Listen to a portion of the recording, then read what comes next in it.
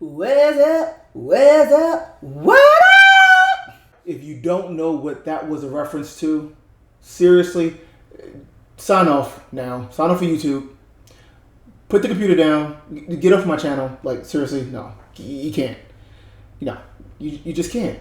You know what that was, right? What's up? What's up? What up? Alright, anyway. What's up, people? True Techno Gamer here / home theater enthusiast. And for this video, bring it back to the home theater side. Hope to educate a lot of people out there on some audio basics, I'll call it. So we're going to talk about just purely the audio part of your home theater system or your stereo system, what the components involved are, and just kind of, what they do, and what are some of the considerations to think about if you're building a music first system versus a home theater first system. You may not think it makes a difference, but it actually does. So before I get into it, please like, subscribe, comment, give me some love. Let me know you're there. Give me a hug, virtual hug, whatever. Just give me something to the channel. It helps a lot. Help grow the channel. Help me get some more users, some more subscribers, some more traction. That's what it's all about. I'm doing this to kind of connect with you guys. So yeah, connect back. Let me know that you're there. So now let's talk about audio. Okay. Now, when you think about audio for your system, let's break it down. There are a couple of key components, right, that you would need to have any system be able to play music, essentially, right? There are primarily three primary components. The first is your preamplifier, okay? Now, the preamplifier is, short version, is the thing that gets the sound ready to be amplified. Sounds obvious. The preamp is kind of your brain. It's the brain of the operation. It handles taking the source signal. So usually nowadays it's digital. Source meaning it can be streamed. It can be from a CD player if you still have those, right? Or whatever it is. But taking the source, which usually is digital, 0s and 1 bits, and does whatever process it needs to happen to make it ready to be output, right, for you to hear it. And so nowadays, if you get a receiver, like an AV receiver, the receiver has the preamp built in, okay? And if you got a separate, standalone amplifier, it'll be called just like a AV, a preamp, right? And so yeah, that's what that's gonna do. If you're doing any kind of processing on top of the audio, so when it's in 0s and 1s, it can be processed, right? Like by a computer, by a processor. Most preamps have what's called a DSP, a digital signal processor that does exactly that. Takes the digital signals. You can add things like surround, kind of like forced surround sound, matrix surround sound, if you heard of that term, which is like taking a stereo. So if you just have a 2-channel music, and you have it connected to like a home theater system with more than 2 channels, the preamp will take the signal and actually process it to distribute it out to 5 channels or more. All right. So that's one example. If you look at like your receiver, you might go through and see like the various DSP sounds. It'll say things like concert hall, right, where it's like more echoey, or studio and all channel stereo, blah, blah, blah. That's the preamp doing that processing. Taking the signal and doing various things with it to distribute it to more channels, to add more echoey effects, more reverb, to enhance the bass. You see things like bass boost or voice boost. That's all your preamp and your processor doing that. So that's the preamp in a nutshell. Okay, the brain of the device. It does all the thinking, figures out what needs to happen. Okay. Then you have the amplifier. Okay, the amplifier sounds like it's the simplest part of the whole thing. Its job is simple. It takes the signal and it amplifies it, makes it bigger. When the preamp is doing work, the signal is at a level where if it was output to the speaker, it would be really, really hard to hear. Right, it'd be really low to your ears. So the amplifier is what actually increases the volume, essentially increases the strength of the signal, right, so that you can hear and adjust it accordingly. Notice, by the way, that the processor and the preamp is also the volume control, right? So it controls the gain, right, to the signal, and the amplifier takes it and actually makes it available to your ears, so to speak. So simple job, but it's an important job because there's a lot of opportunity to adding noise and distortion at the amplifier. There's a shoot for every step of this chain, and I'll talk a little bit more about this, but the amplifier needs to take that signal into what's called the input stage. Ideally, it needs to be clean. It needs to not add any additional noise. It needs to be able to maintain that signal integrity flawlessly, ideally. And it's not the easiest thing to do. When you have other electronic components, it's bound to add some noise, right? But there's a lot of engineering and design that goes into, especially the premier amplifiers, and when you start going up in price, to do just that, to build chassis and components, use high-grade components that's going to minimize that possibility of adding noise, etc. So simple job, and then it takes that and has to output it. So when it outputs it on the output stage, that goes to your speakers. Again, that needs to be pretty pure and clean as well. So it's an easy job in and of itself, but it's a hard job to get right, if that makes sense. So that's the amplifier. And then finally, your speakers, right? I know you guys knew that. Speakers, right? Now, which one of these is the most important part of any audio system? Anyone? Take a guess? Yeah, your speakers. Okay, the speakers are the single most important part of your audio system. Meaning, if you wanted to really improve, get the biggest bang for your buck in improving your audio, you want to upgrade your speakers. Okay, the reason for that is pretty simple. Your speakers are the thing that ultimately plays the sound that you hear, right? Your speaker's job is to take the signal from the amplifier and to actually output it in an analog waveform, all right, based on the frequency of the sound. So that's why speakers are cones usually, and they vibrate and they output these waves, right? These sound waves, which is how your ears work, right? Our ears listen to hear sound based on waves, and the size of the waves is the frequency, and that determines how we hear it. If it's a high sound, if it's a low sound, if it's a bass sound. Bass waves go slow, which is why they're lower numbers. They're like 20 hertz. Hertz is a measurement of how fast, right, the wave moves per second. So something like 20 hertz, which is our lower bound of human hearing, that's a wave that's moving 20 times per second. That's vibrating 20 times per second. Whereas 20,000 kilohertz is 20,000 hertz. So it's 20,000 movements per second, and usually that's high sound. That's high frequency sounds, right? Like sparkles and stuff like that.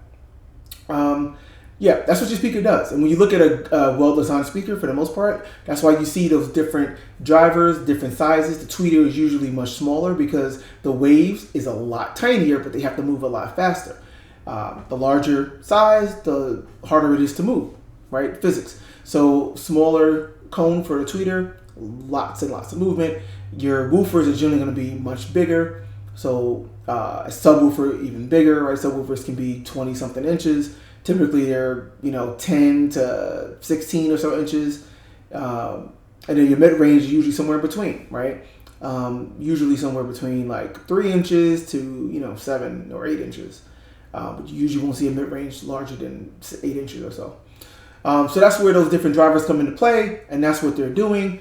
And your speaker is the most important part for that. Now, one thing to highlight here, okay, so across these 3 different stages, the goal is to minimize as much as possible the distortion, noise, and coloration from every component until it gets to your ears from the speakers, right? So somewhere in the studio, there's a microphone that's picking up the sound, right? Think about it in music terms. Let's say you had a live band in a recording studio. There's a microphone that's going to be picking up these sounds. The microphone is going to take the sound, transmit it to your computer, and then the computer, and once it gets to your computer, it's going to convert it from analog signal to digital signal, where the computer can then do various processing on it. So let's stop there. Analog to digital, that's A to D. That is a specific type of conversion that needs to happen in this process, and there are dedicated processors to do that. It's called an A and D converter. Okay, microphone picks it up. Speaker, the computer gets it, processes it however it needs to be, and then you get a digital representation of that analog sound. Because sound, again, the waves, that's analog, right?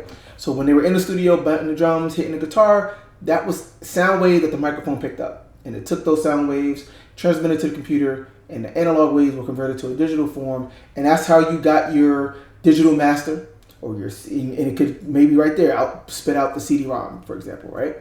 Or just a digital file that you can then put as an MP3 or something, right? So there you go. So starting from there, we take that digital sound and we feed it into a preamp, for example, or a processor or AV receiver, same thing. They all have a preamp, I should say. And AV receiver, by the way, includes both the preamp and the receiver. And that's preamp and the amplifier, sorry. So that's why it's called a receiver. Takes that signal, processes it, adds some round sound, boosts different frequencies. Your preamp also is going to be the thing that does any room correction. So if you have, kind of a more advanced one that can optimize the sound for the room, that's the brain that's doing all that calculation to say this frequency needs to be boosted or not. The speakers are located at this distance from the user. Try to optimize the sound for your seating area. So that's all the preamp. Take that, send it to the amplifier to ultimately be amplified. And then by the time it gets to the amplifier, though, it's already analog. And somewhere in the preamp, there's a conversion from digital to analog, D to A. And that's done by these devices called DNA converters. And then I'm calling it out because the DNA converter is probably the most significant part of the preamp stage and your receiver, etc., or your AV processor, same thing. Because that process of converting from the digital bits to the analog, that analog signal needs to ideally be still pretty pure to the original analog sound that was coming from the studio. And again, there's a lot of room for error, a lot of room for noise. So those processors have to be really, really precise in how they convert that sound. And the higher up you go, the higher quality DNA converters you'll see. And when you get to the really high quality DNA converters, you can hear it. There's low noise, signal is so pure and loud and clean and precise. And that's what you really need. So that's one of those things when you look at, again, a $500 receiver versus a $2,000 or $3,000 receiver or a $10,000, separate preamp. That's one of the key things you're going to see. That's the difference, is the DNA converters and the quality of them. So just calling that out. So digital analog. So now you have analog sound that gets sent to the amplifier. The analog waveform is amplified, and then your speaker plays the sound. So that's essentially like the audio pipeline, I guess, in a nutshell, right? And again, the goal is to minimize the noise along the way as much as possible. Now, one thing you'll realize, though, is that there is a fundamental difference in terms of design and the looks and the price points of these components when you're looking at a dedicated music system or a predominantly music system versus a predominantly home theater system. And there's a reason for that. Fundamentally, home theater movies sound is easier to reproduce accurately. And the reason for that is that most movie soundtracks are not authentic, right? They're usually processed and synthesized in some cases, and they use they don't use real. A lot of times they don't use real sounds, right? So they don't cover as wide of a frequency range, and our brain isn't. Our brain knows realism.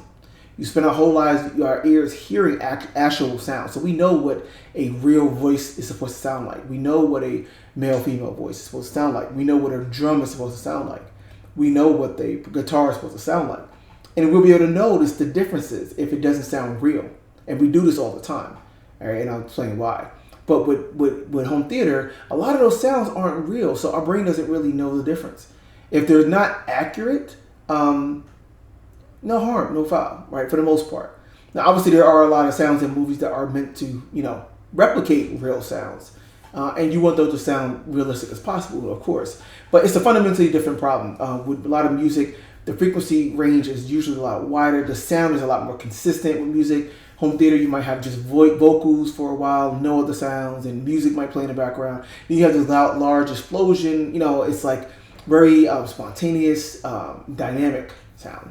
whereas music is a lot more steady and is a lot closer to reality. So generally speaking, you'll see a lot of brands, they're lower end speakers, they're lower end receivers, they're lower end processors and amplifiers are generally more suited for home theater. Okay, because it's a lot easier of a problem to solve. So you can get a kick-ass home theater system with like $1,000, receiver and $1,000 pair of speakers up front and some smaller satellites around, etc. It still can be really good, really visceral, really dynamic. As you get higher prices, that tends to skew more dedicated to music. There's kind of like a unspoken cap, if you will. When you get to a certain quality, a certain price point in general, and a certain quality of sound, it's like going further than this for movies isn't really going to benefit you much. You're not going to hear much of a difference, basically. But for music, it can continue to go forever, almost. So the fundamental reason for that is, like I said, home theater is not really realistic sound. So the goals that you would want for home theater with all of your components, your speakers included, your amplifier, you want to get things that are going to play loudly, but while still being relatively clean, because in a movie theater, it's very visceral, right? It's very dynamic sound. That's the second point. You want a wide dynamic range.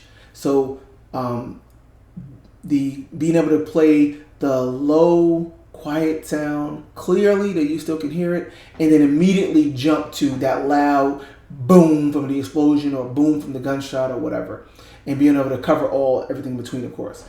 But being able to switch between those two is really ideally a home theater beneficial thing. So dynamic range, being able to play loudly, which is called sensitivity. That's your speaker sensitivity rating, and I'll show you an example of that. But the higher the rating, the louder the speaker will play with lower power, right? So in general, you just want that to be pretty high, as high as possible. And then a large sound stage. You want room-filling sound for your home theater experience, for sure, right? So high sensitivity, wide dynamic range, large sound stage. Those are kind of like the home theater, attributes that you want to shoot for, target.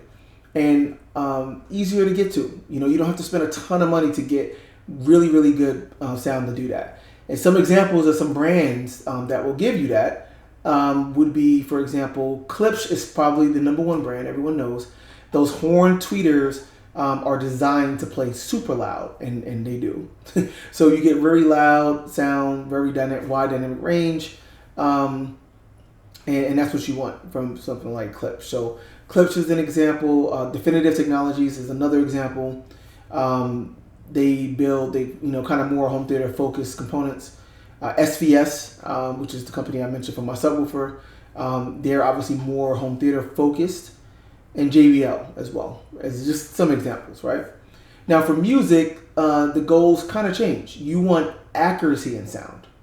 You want fast transients, meaning you want to be able to have a speaker, for example, that need to be able to stop and start at a dime, right? Based on the signal, there's no delay, there's no lag. The cone is moving, it stops when it needs to, it slows down when it needs to, and it can speed up when it needs to on the dime. That's what fast transients mean. And you want a wide frequency range here. Music tends to cover a lot more of the audio band. So you want 20,000 kilohertz to 20 hertz if you're playing like a bass guitar, for example. So it's all about accuracy for music. It's not as much about having a large sound stage. All of these things are beneficial to have in both cases, don't get me wrong. But you tend to see by design, the kind of goals for designing a good musical speaker are focusing on the accuracy, precision, the transient response, and then making sure that the entire frequency range is covered. Whereas a home theater, hit the, you can focus in on the really, really low bass, kind of like under 200 hertz, for example, and then focus in on like mostly the mid-range for vocals, because that's the big thing. You can kind of skimp on the, ultimate highs, and, there can maybe be some other gaps in between, but for music, you got to have everything covered. The perfect loudspeaker is the speaker that you cannot hear. Okay, meaning that it is completely transparent and taking that sound from the recording studio to your ears. It doesn't add anything to it. There's no noise, no distortion, no coloration. And by coloration, that's exactly what we mean. Anything extra that is something that wasn't there in the original pure source is coloration. And the goal is to do just that. Your brain should be tricked when you're hearing the sound from a perfect speaker and a perfect, pipeline. Your brain should be tricked into believing that the sound is coming directly from the original source. If you were sitting in front of that band live and they're playing those instruments, that it sounds exactly the same coming from the speaker. That's the goal. That is easier said than done. That is pretty much an impossible goal, quite frankly, because the laws of physics dictate that there's no material on Earth that doesn't have even a little bit of resonance, even a little bit of delay when it's moving for like a speaker cone. That all these electronic components in these chassis, that there is going to be a little bit of interference. The laws of physics dictate that that's not the case. That's not possible, right? But, and this is why home theater and audio and being an audiophile is what it is, and like I said, it's a dangerous, kind of annoying hobby at times, because we're gonna keep fighting to inch closer to that perfection. And even when you hear 97%, perfection, your brain knows it. You're just like, whoa, it is so, emotionally moving. Like seriously, like I've heard some sounds coming from some speakers and some systems that immediately give me goosebumps. My hair on my arms rose, and I just kind of got giddy, and I just smile on my face, and you get butterflies. And it's weird, I'm telling you. It's like because you just like this. The thing is that like in a real perfect system or close to perfect system, a real high end system, music is all about the emotion. When the emotion, the feel of that sound can get across to you, you can feel that. I felt that. I've had those moments. Those are like those eureka moments when it comes to audio. And once you hear it, you're just like, oh my God, I gotta have that. And you want to strive to continue to pursue it as much as money would allow, right? But you just keep in your mind like, well, I know where it could go, or I know what it could be, and I'm going to keep trying to get there, even if it takes me 20 years, 30 years to be able to afford, those components. That's what happens, and that's kind of what I'm stuck in. But it's like transformative when you really get that. So that's the goal. It's like if you close your eyes and listen to the sound, your brain, because your brain knows, what real sound is, right? You've been hearing it your whole life. So it knows what's not. So a lot of times you don't even think about it, but you're like, that sound coming from a speaker. When you close your eyes, that sound coming from your TV, from your sound bar, from your speaker. It may sound good in that it sounds relatively clear. You can understand it. It sounds mostly realistic, but your brain knows. And there's that extra level of really tricking your brain. Like, nope, she is singing right in front of you. That kind of like thing where it's like holographic. The imaging and the sound state, you're like, wow. And when you really achieve that, God bless you. Like, you're going to be hooked. And it's really awesome. So that's what music is trying to get to. And, getting out the way is really the key. And it's a really hard thing to do. So there you have it. Music, home theater. Again, a great speaker will sound great for both, right? So if you're someone looking for, the best possible 2-channel music listening experience, you can spend $10,000 on, your speaker system, and it's still going to sound great with home theater. But you're going to be able to get a lot more accuracy, a lot more detail, a lot more realistic music production. Similarly, if you're only in it to just get home theater, you just want, your 5-channel, 7-channel, whatever you have, home theater experience, or a solid AV receiver on there. Yeah, you don't have to spend thousands and thousands of dollars. That's the point, right? You can, get some clips. You can go, get some nice speakers from Best Buy or even Magnolia section if you want to step up a little bit. And once you're kind of like in the $5,000 range ish, you know, in terms of like the cost of your two main speakers. Once you're in about that range, you're kind of maxing out like the value you're going to get for home theater. That's a general ballpark, but you know, speakers like cars have different classes, and once you kind of get to that level, you know, it doesn't save you much of anything going from like a $5,000 speaker to a $10,000 speaker for home theater specifically. It usually doesn't, right? So if you're in it for just that, go for it. You can get you can spend $5,000 on the entire system and have a really, really, really good home theater system if you know, still go to the right companies and you know, still get the right parts and components. But you can do that. If you want something that plays well on both, then you're still going to probably want to spend a little bit more. Like Paradigm, right, the company speaker that I have, that's one thing I love about them, is that they pay just about equal attention to music and home theater. And their line ranges from the Atom series, that's like literally like less than $100, to their Persona, you know, flagship, which is $35,000 just for the two. They have a whole wide range of speakers in there. And obviously the Persona is about the ultimate music experience. And you know, they have their Monitor series that has always been great for home theater. They're kind of like in the realm of Eclipse, so to speak. And they've always done well with home theater. So, and they have everything in between, you know, so it's a lot of options there. Hopefully you learned something here and just learned about, you know, high quality audio and kind of what constitutes world-class audio. It's an impossible problem that we, you know, may never really solve to get that 100%. But trust me, once you get even close and once you kind of hear that holographic, you know, completely transparent sound that sounds so real that your brain really thinks that you're listening to it live, yeah, you'll be hooked too, guarantee you. That's all for now. Thank you for watching the video. Like, subscribe again, more to come. So stay tuned to the channel. Till next time, signing off.